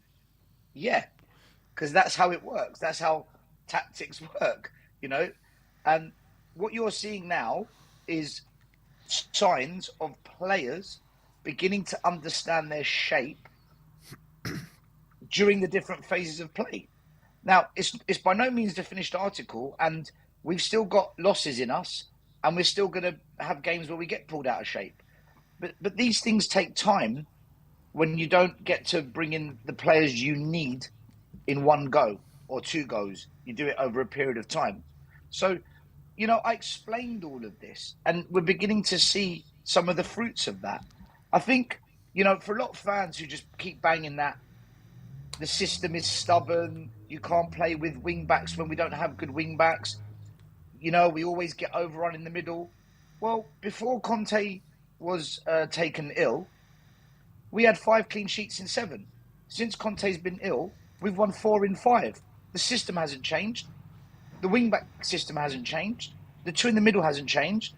What's changed? I'll tell you what's changed. The players are beginning to understand. And we've had such a difficult season, right? Because we've had a lot of injuries. We've never had a settled squad this season, guys. If you look at the back line, Romero was out twice. Longley comes in, then Ben Davies comes in. We've chopped and changed between Sessegnon, Perisic, and Ben Davies in left wing back because of injuries, because of tiredness. We've chopped and changed at right wing back. In the midfield, we've completely lost our midfield, and now we're playing out of nowhere Skip and Højbjerg. And once in a while, we've got to play Pape Sarr and Skip. So even the midfield hasn't been settled this season. And then across the front 3, Son hasn't quite been at it. Kane's been doing well. But even Kulusevski got injured twice. So if you look at the defence, the midfield, in fact, even the goalkeeper, guys, we have not had a settled squad that we can say starts pretty much every game. And because of that, it's very difficult to try and organise shape and movement and formation during the course of a game when you've got different partnerships on the pitch. You've got a different midfield, you've got a different right side, a different left side, a different centre-back, a different back line with the goalie, a different attack. The best teams tend to have their go-to 11, and maybe they pick up a couple of injuries and other players slot in. But this season, we've had to chop and change and rotate, and it's very, very difficult to develop a team and have consistency when that happens. So the system works. What we're trying to do works. It's just fans don't have patience, and they just want to hate on Conte, whatever happens, and hate on the system, and hate on 2 in the middle, and hate. It's like, I've been banging on about this since day one. Yeah. That's what I think's happening. We're just beginning to show a bit of gelling, and hats off to some of the players at Spurs, because they have raised their game. Some players have raised their game in a time when we really, really need it. But I'm not getting carried away because West Ham are poor. Chelsea are one of the out of form teams in the league. But take nothing away from us as well, because all the times we lose to Chelsea is because we don't turn up and we're the weaker side. Well, guess what? We did turn up and we are the better side. So we need to appreciate that and enjoy it as well. Not just say, oh, we only won because Chelsea is shit. Well, we only lost to them because we were shit. Right? It works both ways. True. Yeah, very true. And I think case in point, when Conte first came here, those 3 games we played in the space of a month against Chelsea, I mean, we were shocking in all 3 of those games, weren't we? And, people were hailing Chelsea as a really good side. But I want to talk to you about Emerson Royal, Stel, because, you've had your doubts about him in the past. Everyone's had their doubts about him in the past. I mean, what's your opinion on him now? If you want to be in a top 4 race and be what we've been for the last 12 years, then yeah, he's a player that can do it. And defensively, he's improved immensely. I can't bash him for his defensive attributes. But if we want to win trophies, he's not good enough. Going forward, still lacking. Can't put a cross in early enough. Can't put a cross consistently with accuracy. His positional play in the attacking phase is better. He gets into much better positions, but he doesn't capitalise enough when he gets in those positions. So I think the biggest issue at Tottenham is the wide areas. I look at Ben Davies. He's similar to Emerson, defensively capable. Maybe Emerson's got a bit more pace, so he can recover better than Davies. But going forward yesterday, there was chances when Davies could have put an early cross in. He didn't, and the same for Emerson. So I think you got to judge him for what his role is as a. He's more of a right back than a wing back. That's what I'm trying to say. Yeah. If we played with just a right back, it would work, but we don't. The system we play plays with wing backs, and half of his game is lacking when it comes to that. What do you think of his kind of like adjusted position? It seems tactically a bit more central, kind of exposing his weaknesses a bit less, making simple passes rather than trying to cross it in and allowing maybe the forward players to do the attacking when they get in those positions, rather than him, maybe what he was doing earlier this season is continually getting to the byline and just failing to provide the quality. Yeah, his passing in the final third is better. I think the last time I came on the show, I said that his passing is actually improved, and that's what I enjoyed the most about his performances. Is he actually is making short range passes correctly? But we need creativity from the wide areas. Otherwise, there's no creativity. You know, if you look at the goals yesterday, one came from Ollie Skip pressing and winning the ball and hitting a wonder strike, and the other one came from a corner kick, a dead ball situation. We're not creating enough during the actual flow of the game, and that's because of the wide areas and because we don't have that creative midfielder on the pitch at the moment. I think Højbjerg can play those killer passes. He's shown he can, but if he's the only person that's going to create, that's a big ask for one player week in, week out. Yeah, I like Højbjerg. It's like... I'm not, go on. No. Go on, Stel. No, I wanted to hear what Sim had to say. No, I was going to say, when it comes to Højbjerg, like, he can be creative, but you don't want to rely on him for creativity. That's kind of how I assess Højbjerg. It's like he can pull it off like once or twice every other game or so, like those killer passes. But like when you're relying on him creativity, then you've got a bit of a problem. Yeah, you can never depend on one player. It's a bit like when people say we're called Kane FC. You can't just depend on Kane to get all the goals week in, week out. Likewise, what you said, you can't depend on Højbjerg to be the only midfielder that creates for us. So I think that we just, look, a lot of it is going to come down to whether or not we do the right business and whether or not Conte stays. That's what it's going to come down to. I want Conte to stay. This whole project manager bullshit, sorry for swearing, I don't want this project manager business. We haven't got time for another project. You know, people talked about, Graham Potter, he's better suited to Tottenham. No, he's not. No, he's not. Graham Potter is showing he can't handle the pressure of being at a top six club.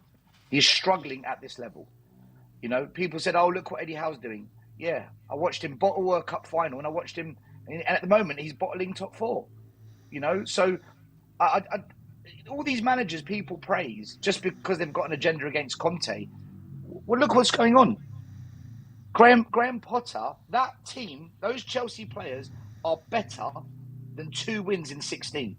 There is, imagine that happened to us now. We'd be Potter out, get him out of this club. He's terrible. If imagine we went to a Carabao Cup final and we lost with Eddie Howe.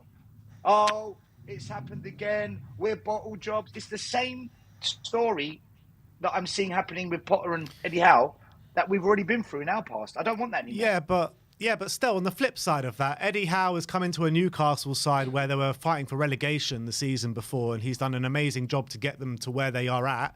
They have no divine right to be in the top four. They've done brilliantly to get to a cup final against a really on-form Man United side.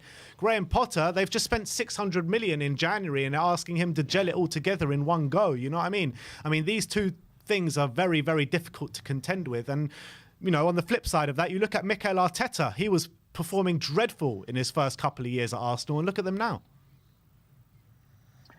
Yeah, I don't disagree. But at the same time, Conte came in, took a team that was losing 3-0 every week, one of the worst Tottenham teams we've seen in years, and in 6 months got us back into the Champions League, something we haven't done for 4 years. And in his second season, where so many fans are turning against Conte, so many fans are moaning about our system and our formation and playing 2 in the middle, we get overrun, we're in a top 4 race again. So the point I'm trying to say is Conte is proving himself with what he's got. These other managers, they prove themselves, but are they at the level of Conte or above? I don't think they are. And I'm seeing it pan out.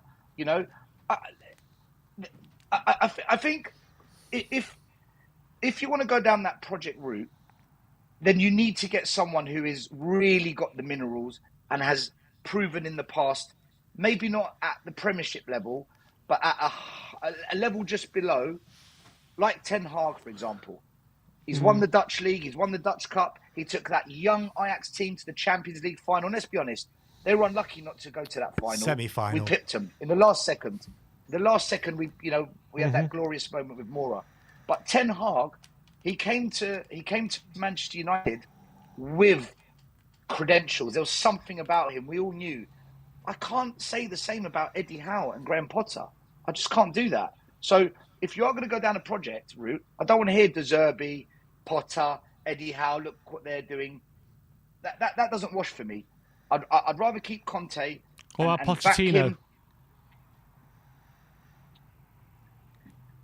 If Pochettino comes in, he's going to need to get rid of Ben Davies and Eric Dyer because he dropped them when he had them because they weren't good enough for what he wanted.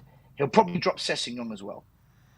Now, if Poch is going to come in and do that, then why not let Conte do that and see what he does first? Right? It doesn't make sense to bring in a manager that's going to make the same changes that Conte is going to make to personnel. Right? If look at Man United, guys. Let's have a quick look at what they've done this year.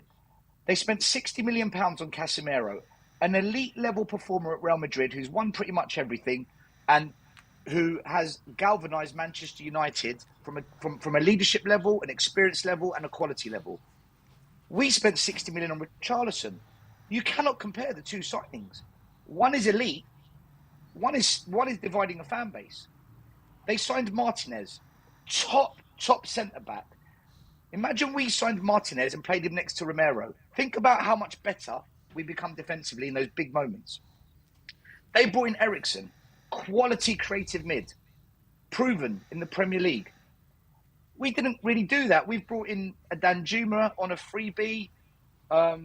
We've brought in an attacking wing back in Porro for creativity instead. And I'd rather have Eriksen if they're the options.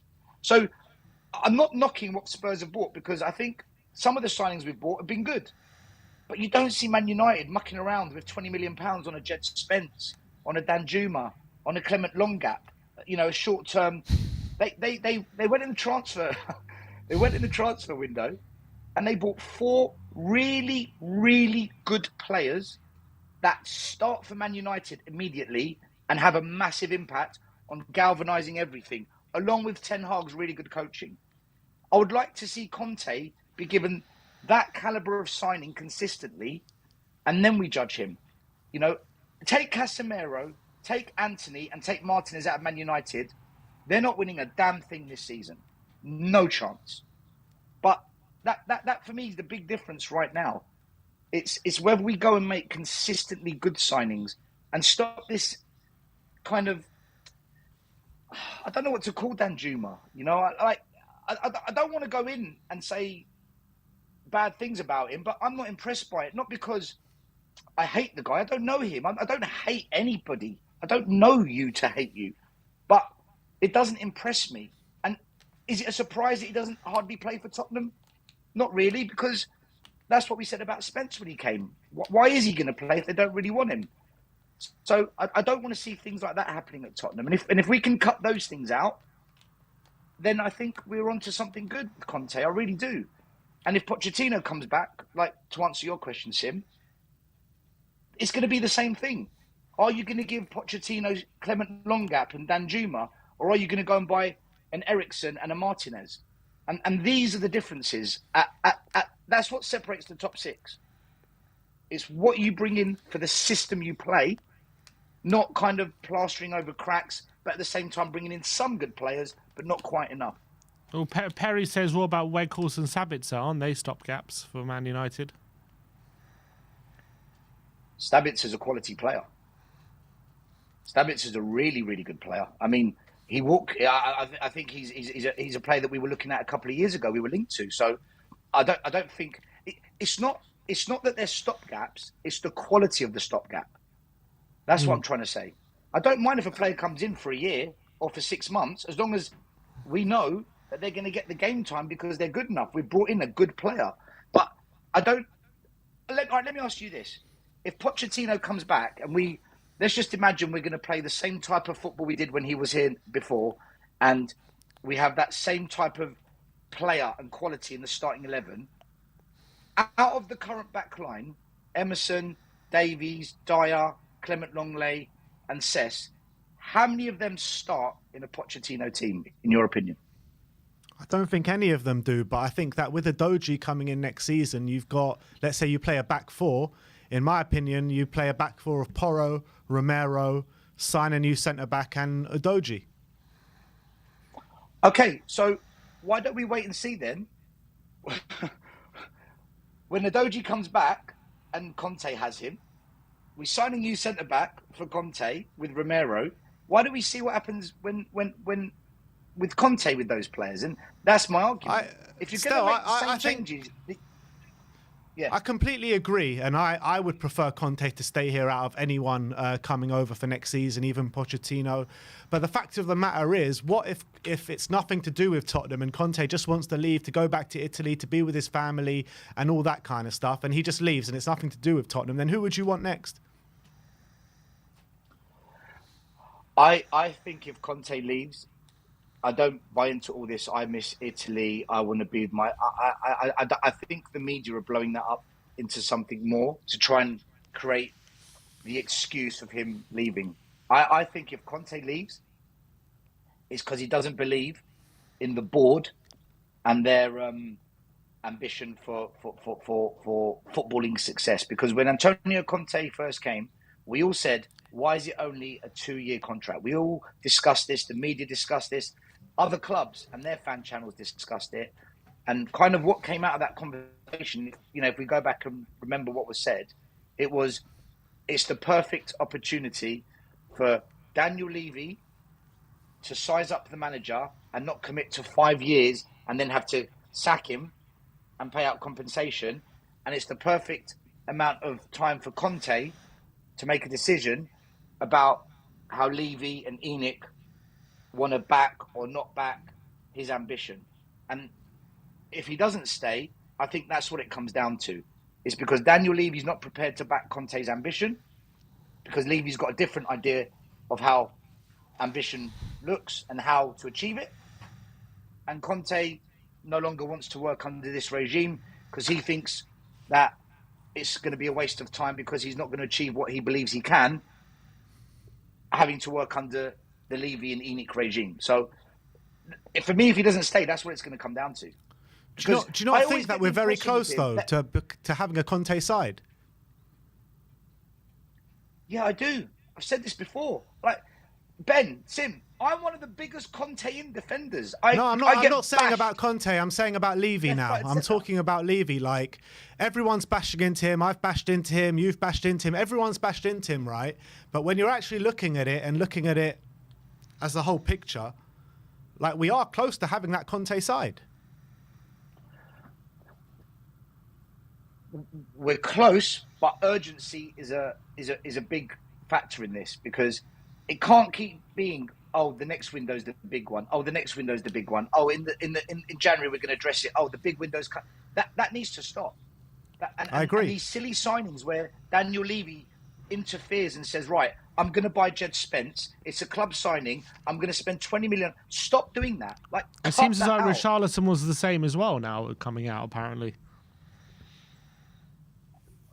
Well, I don't want to go in on Richarlison, because if I speak on Richarlison, half your comments are going to lose their mind, because I think he's an absolute waste of money, in my opinion. No, I don't want to go into it because I will lose the plot if I talk about Richarlison. Mm-hmm. But that's what needs to change. It has to stop. And that is on Levy, 100%. That is on Daniel Levy. So if we can fix that, and we go and buy top centre-backs, top creative mid, whatever Conte needs, those 4 or 5 players, make sure we don't have to spend £70 million per player. We've proven with Bentancur, for under 20 million, we can get a good player.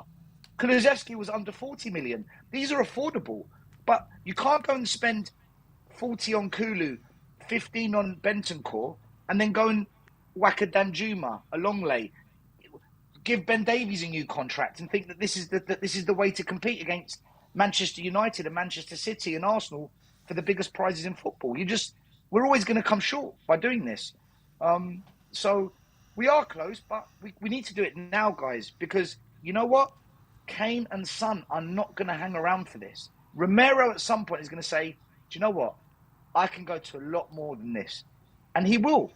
Kulusevski may even feel the same. So I don't want us to be in a situation where it takes us 4 years to build, but in that process, we're going to have to rebuild during the build because we've lost top players during that process, which kind of puts us back another 2 steps during the 4-year cycle, which then becomes 6, then it becomes 8. And it needs to be done now. Even with the project manager, it will need to be done quickly. We can't wait 5 years because football's changing. The money coming into football, the way the big clubs are behaving, we're always chasing. At some point, we need to change that behaviour. So, look, I'm Conte in. I've defended his formation. I'm glad that we are what I think we are, which is a top 4 club at best. I don't think we're better than that, not with the current squad, but I do believe if we get things right with transfers and stop these silly little deals that we keep making and actually put in good players instead of those silly signings, we are close. And the last thing I want to say as well, Ben and Sim, is I can't win. Right? I'm Levy out, Enoch out, Levy out. I get called an echo chamber. That's all you talk about. We beat Chelsea. Come on, Tottenham. We beat Chelsea. We sent the scum packing. Loving it. Where's all the Levy out gone? Where's all the Enoch outs gone? I can't win. Whatever I do, if I celebrate a win, you don't talk about Levy out anymore. What's happened to that? If I go in on Levy and Enoch, that's all you talk about. So I don't know. I think you can want change at the top, but still support your team on a match day. And I personally think, and I've said it all along, I think Conte is the right manager for Tottenham. I know on the eye, for a lot of fans, you might not quite enjoy the football at times. And yeah, even I find it a tough watch at times. But I want to see how the team looks and how it plays after Conte being backed 2-3 big windows, and then let's judge him. I think we're judging him too soon. But you're right. If he leaves, that changes the whole conversation. Yeah. All right, Stel, big up, mate, and we'll speak to you next time. See you at Sheffield. Yeah, see you there, mate. And I think that is that for today. Player ratings and 5 takeaways coming your way very, very soon. But thank you, everyone, for joining us today. Like, subscribe, and comment. And as always, come on, you Spurs. Spurs.